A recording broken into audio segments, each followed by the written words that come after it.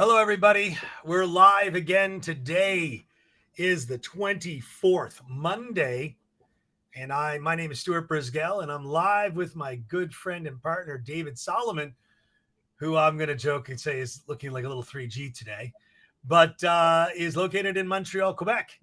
And today, David is going to lead the way on ranting about college tuition during COVID. Several universities still impose tuition hikes despite the fact universities were utterly empty. And David, I'm going to let you hit the road with this one because I know you're very passionate about it, and I'm going to jump in a little later.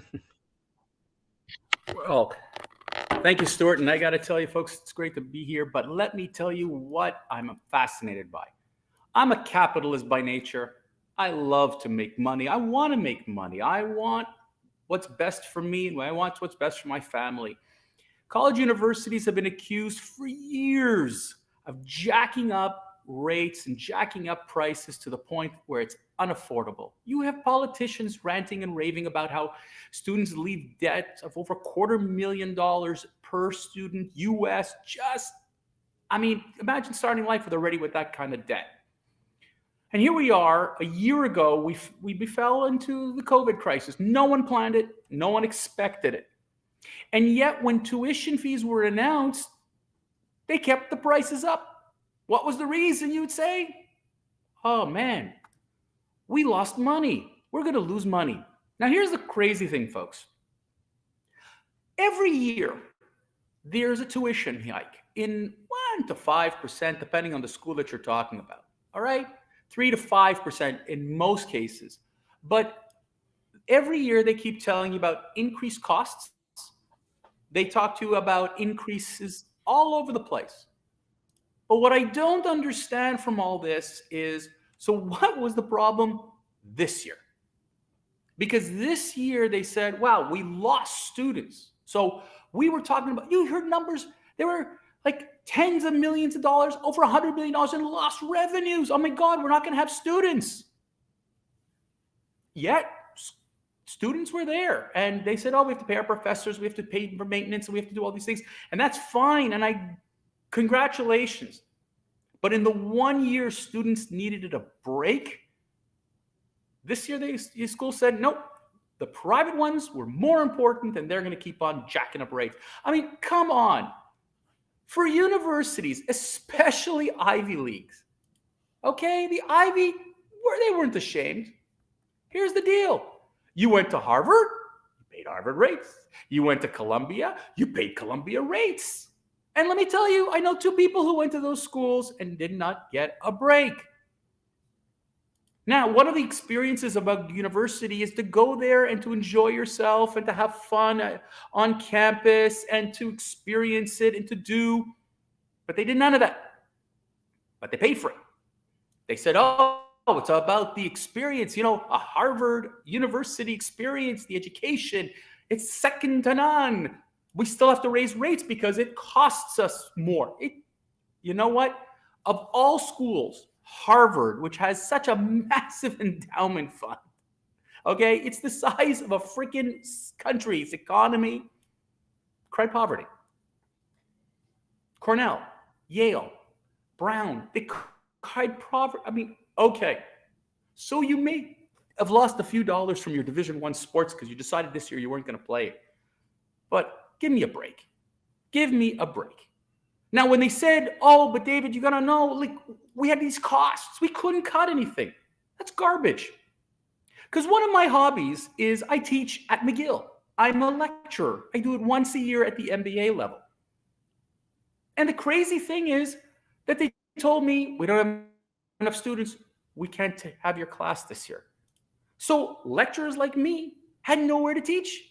Okay, there's the savings. How much toilet paper, cleaning materials did you guys save this year? How much did you save on maintenance? Because nobody's on campus. But that didn't matter. The universities gouged once again. The private universities gouged once again and fleeced the students for these ridiculous increases. And the excuse was, we don't have a choice. So, Stuart, frankly, I'm at wit's end trying to understand. I'm like I said, I'm a capitalist, but come on. What say you, Stu? Okay. So first of all, I've just put up here a lawsuit that's been filed in the District of South Carolina against the University of Miami, which is the latest institution to face a class action filed by students to recover their tuitions and other costs for coronavirus shortened spring 2020 semester. The 10-page case alleges the university failed to refund any portion of the students' tuition payments, and any such refund remitted to date has been inadequate, echoing the case filed last week against Arizona's Board of Regents. The lawsuit claimed the University of Miami students should be refunded all fees, right?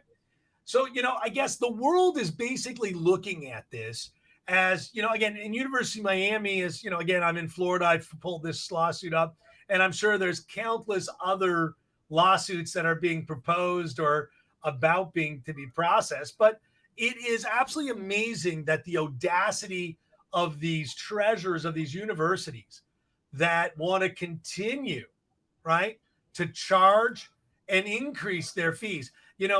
There are some of these colleges have announced tuition discounts for undergraduates for 2021. And I want to read this to you because I think it's crazy.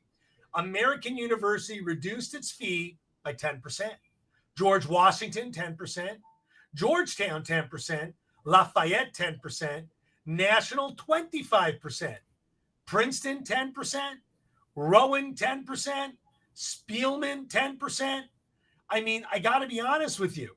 It doesn't seem like these schools have read the language being published. I mean, I'm a parent. I got 2 kids in private school.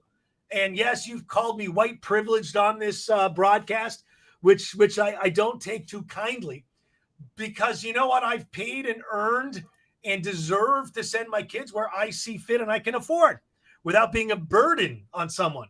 But the colleges, like the current government, they want everyone to be beholden to them by having people be so in debt. They have no choice but to have governments that want to give student refunds and get the government on the back door to pay for these massive educations. In fact, I believe any education that doesn't produce an income like basket weaving underwater or a poli-sci degree with no career should automatically be charged double, because there's no point to your degree. If you can end up taking a basket weaving class and turn it into a basket weaving company, then you should be able to possibly get a rebate as a government program. But if you end up being another burden on society, or you go to a for-profit education, now I'm for technical for-profit education, so long as you're able to generate it into an income and the money that you get back is proportional to the amount of taxes you pay, and not these 100,000 career students in technical schools that end up nowhere. They're a burden on our country. They're a burden on our society. And I have no desire to promote this type of behavior. It's wrong. David, you're the one who came up with this idea.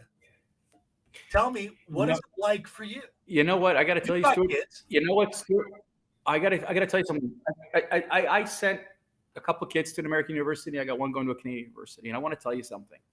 Okay, I applaud. I love the university experience. It's phenomenal. It's a life-changing experience. It does so much when you're face to face with people and you're networking and meeting people, and you're part of clubs and you're part of doing all these things. That experience is worth the dime. But when you cut it all out, I can't see my professors unless I'm on a screen. I can't go and network with people. I can't really do much in clubs. I can't get the university experience. Why am I paying full fare? And to say that, oh, it's about paying university professors, with all due respect to the professors, okay? Don't tell me it's I know what you got to get paid, and I get all that, and that's a big burden. But there are ways to be creative. Now, the interesting thing was one of the things that when we talked about the increases of tuition, the assumption was, especially for schools that are part of the Division One NCAA program, that they were going to lose all the football and all the basketball revenue. Now we know that it got shut down. The basketball got shut down last spring, and not the football program. But they all cried, "Oh my God! If we don't have the football program, and if we don't have the basketball program, we're in deeper debt than anything else." So yeah, I got it. That last spring, summer, I got it. But I'm sorry. Yes, you played to mostly empty stadiums. Yes, I understand that you didn't get the ticket revenue. But don't tell me that ABC, ESPN, and all the rest of those guys didn't fork out gazillions of dollars. We know what CBS and TNT pays annually for the men's NCAA final, the whole playoff, the basketball playoff. Okay? Every Division One school that gets in there gets a ton of money.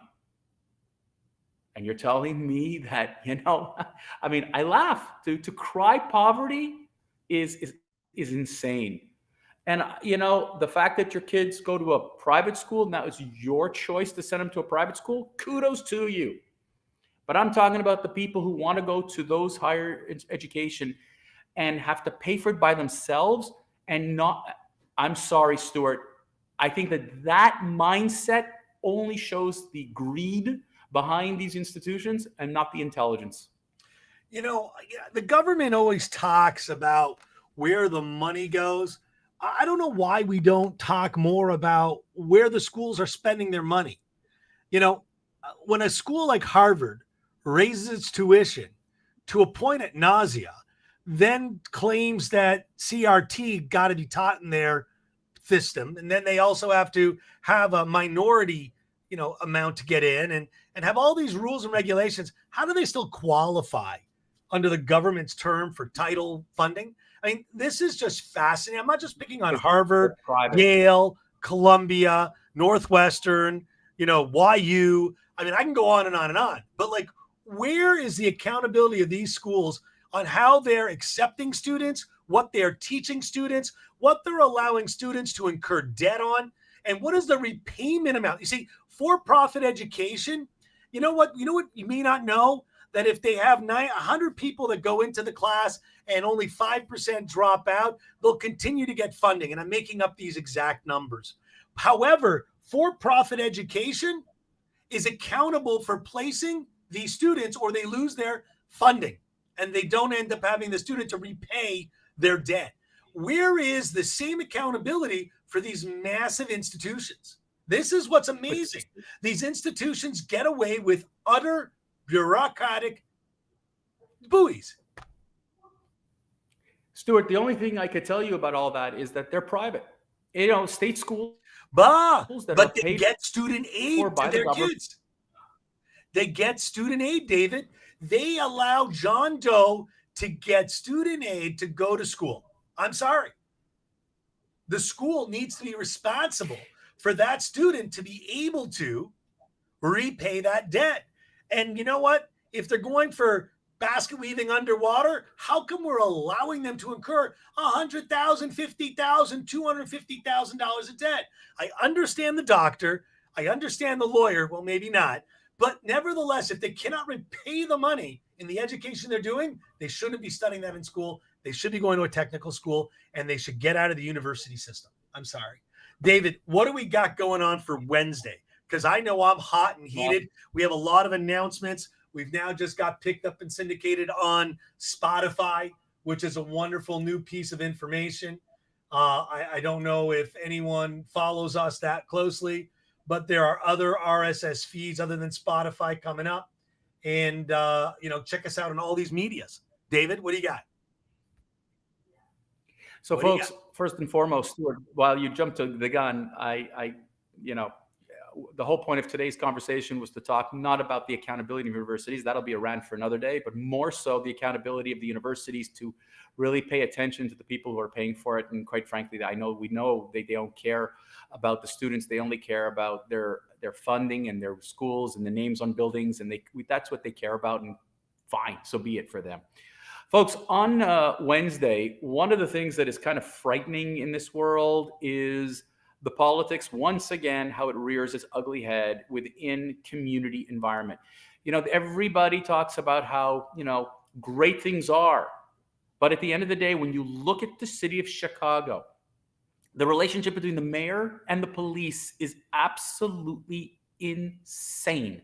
The mayor has made remarks, which we will talk about on Wednesday, that are abhorrent, but won't be reported on the media because it doesn't suit the campaigning agenda of this mass media, and it is vile. But we will talk about where, if it's going to happen in Chicago with all the violence and all the crime in Chicago, it's going to come to a neighborhood near you. Ladies and gentlemen, please, the rant at the rantnetwork.com, Facebook. We're all over Facebook and we're growing. And we want to thank you all for these great responses that we've been getting. And more so than anything else, guys, we really hope you can share. Please share these links with your friends. Share these comments with people. We really want to hear from the general public about how we're doing, what we should talk about, and so on and so forth. If you want, we are on TrueTalkRadio.com. We're on now Spotify, as you can see on your screen. Yes, folks, we've made it to the big time. We're on Spotify and other podcast stations to follow. So listen out for us, ladies and gentlemen. We look forward to seeing you on Wednesday. Stuart, you got the last word. I want to thank everyone for continuing to support us. Whether we're, a little off topic for the day, it seems that our off topics end up hitting the headlines weeks and days after. And our support, we need you to like us. We need you to download us. We need you to chase us down. And you know what? This will help us grow our platform for you. If you have topics, again, most people are scared of the media. We appreciate all the private messages. We do keep it private. We do hold it very dear unless we know that we can post your names up. And, the messaging, rant at the rantnetwork.com. David or myself personally, we all take all kinds of messages. David, I don't know, but I forgot to tell you, I got a hate message. How dare I call out? This is, I'm not going to get into the details, but I actually got threatened on a voicemail with no one's name with a blocked unknown number. How's that? Stuart, that is going to be part of Friday's rant, is what has gone, how people have been responding lately. It's been crazy. Folks, we love you. Thank you so much. We'll see you Wednesday, noon Eastern. Take